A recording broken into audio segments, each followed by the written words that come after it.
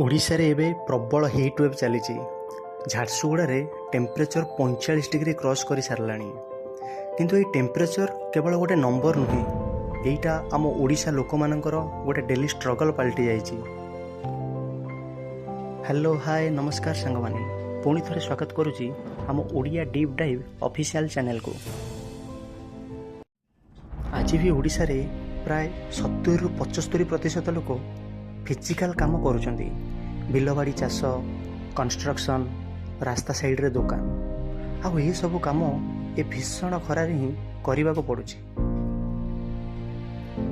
ଯଦି ଆମେ ଡେଟା ଦେଖିବା, ଓଡ଼ିଶାରେ 3.5 କୋଟିରୁ ଅଧିକ ଲୋକ ୱାର୍କିଂ ଏଜ୍ରେ ଅଛନ୍ତି। ତାଙ୍କ ମଧ୍ୟରୁ ପ୍ରାୟ 2.5 କୋଟି ଲୋକ କାମ କରୁଛନ୍ତି, ଆଉ ମେଜରିଟି ଲୋକ ସେଲ୍ଫ ଏମ୍ପ୍ଲୟମେଣ୍ଟରେ ଡିପେଣ୍ଡ କରୁଛନ୍ତି, ମାନେ ଚାଷ, ଡେଲି ଲେବର, ଛୋଟ ଛୋଟ ବିଜନେସ୍। ଏବେ ଯେଉଁ ହିଟ୍ ୱେଭ୍ ଚାଲିଛି, ଏଇଟା ସେମାନଙ୍କର ଇନକମ୍ ଉପରେ ଡାଇରେକ୍ଟ ପ୍ରଭାବ ପକାଉଛି। ପ୍ରବଳ ଗରମ ଯୋଗୁଁ ଡିହାଇଡ୍ରେସନ୍ ହେଉଛି, ଜଲ୍ଦି ଥକା ମଧ୍ୟ ଲାଗୁଛି। କିନ୍ତୁ ଯଦି ଏହି ଖରା ପାଇଁ ଆମେ କାମ ବନ୍ଦ କରିଦେବା, ତାହେଲେ ଘର ଚଳିବ କେମିତି? ଏଇଟା କେବଳ ହିଟ୍ ନୁହେଁ, ଏଇଟା ଆମ ଓଡ଼ିଶା ଲୋକମାନଙ୍କ ପାଇଁ ଗୋଟେ ସର୍ଭାଇଭାଲ ସିଚୁଏସନ୍।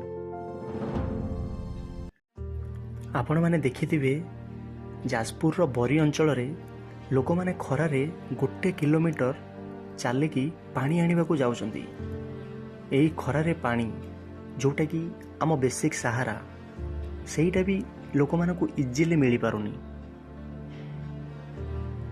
ଆଉ ସବୁଠୁ ଇମ୍ପୋର୍ଟାଣ୍ଟ କଥା ହେଲା, ଆମ ଓଡ଼ିଶାରେ ମହିଳାମାନେ ମଧ୍ୟ କାମ କରୁଛନ୍ତି। କିନ୍ତୁ ଏ ପ୍ରବଳ ଗରମରେ ତାଙ୍କର ଷ୍ଟ୍ରଗଲ୍ ଆହୁରି ବେଶୀ ବଢ଼ିଯାଉଛି। ଓଡ଼ିଶାର ଅନେକ ଜିଲ୍ଲାରେ ଟେମ୍ପରେଚର 40 ଡିଗ୍ରୀରୁ ଅଧିକ କ୍ରସ୍ କରିସାରିଲାଣି। ସରକାରଙ୍କ ଦ୍ୱାରା ସ୍କୁଲ ମଧ୍ୟ ବନ୍ଦ କରିଦିଆଯାଇଛି ଏ ହିଟ୍ ୱେଭ୍ ପାଇଁ। ଆମେ ଯଦି ହିଟ୍ ୱେଭ୍କୁ ବୁଝିବା, ହିଟ୍ ୱେଭ୍ ମାନେ କେବଳ ଗରମ ନୁହେଁ। ଯେତେବେଳେ ଟେମ୍ପରେଚର ଗୋଟେ ପର୍ଟିକୁଲାର ଲିମିଟ୍ କ୍ରସ୍ କରିଯାଇଥାଏ, ସେତେବେଳେ ହିଟ୍ ୱେଭ୍ ଡିକ୍ଲାର ହୋଇଥାଏ।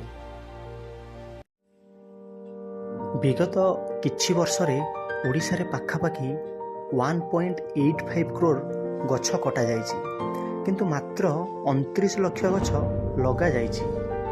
ଇଣ୍ଡଷ୍ଟ୍ରିଆଲାଇଜେସନ୍ ଦରକାର ଡେଭଲପମେଣ୍ଟ ପାଇଁ, କିନ୍ତୁ ଯଦି ଗଛ କଟାଯାଉଛି, ସେତିକି ରିପ୍ଲେସ୍ ହେଇପାରୁନି, ଯାହାଦ୍ୱାରା ଆମ ଏନଭାରମେଣ୍ଟ ଉପରେ ଏହା ଡାଇରେକ୍ଟ ପ୍ରଭାବ ମଧ୍ୟ ପକାଉଛି।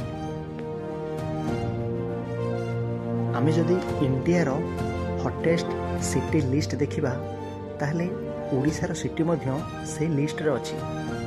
ଏଇଟା ଫ୍ୟୁଚର ପାଇଁ ଗୋଟେ ୱାର୍ଣ୍ଣିଂ ସିଗ୍ନାଲ ନୁହେଁ କି? ଏବେ ବିନା ଏସିରେ ସର୍ଭାଇଭ୍ କରିବା କଷ୍ଟ ହେଇଗଲାଣି। ଯେହେତୁ ଆମ ଓଡ଼ିଶାର ଅଧିକାଂଶ ଲୋକ ଚାଷବାଡ଼ି, ଡେଲି ଲେବର ଆଉ ଛୋଟ ଛୋଟ ଦୋକାନ ଉପରେ ଡିପେଣ୍ଡ କରୁଛନ୍ତି, ସେମାନେ ଏଇ ହିଟ୍ ସହ ଡେଲି ଫାଇଟ୍ କରୁଛନ୍ତି। ମୋର ଓଡ଼ିଶା ସରକାରଙ୍କୁ ଅନୁରୋଧ, ଇଣ୍ଡଷ୍ଟ୍ରିଆଲାଇଜେସନ୍ କରିବା ସହ ଟ୍ରି ପ୍ଲାଣ୍ଟେସନ୍ ଉପରେ ବି ଫୋକସ୍ କରନ୍ତୁ। ଆପଣମାନେ କ'ଣ ଭାବୁଛନ୍ତି? ଏଇଟା ଆମ ଓଡ଼ିଶା ପାଇଁ ଗୋଟେ ନର୍ମାଲ ସିଚୁଏସନ୍, ନା ଆମେମାନେ କିଛି ଚେଞ୍ଜେସ୍ କରିପାରିବା? କମେଣ୍ଟରେ ନିଶ୍ଚିତ ଜଣାନ୍ତୁ। ଜୟ ଜଗନ୍ନାଥ।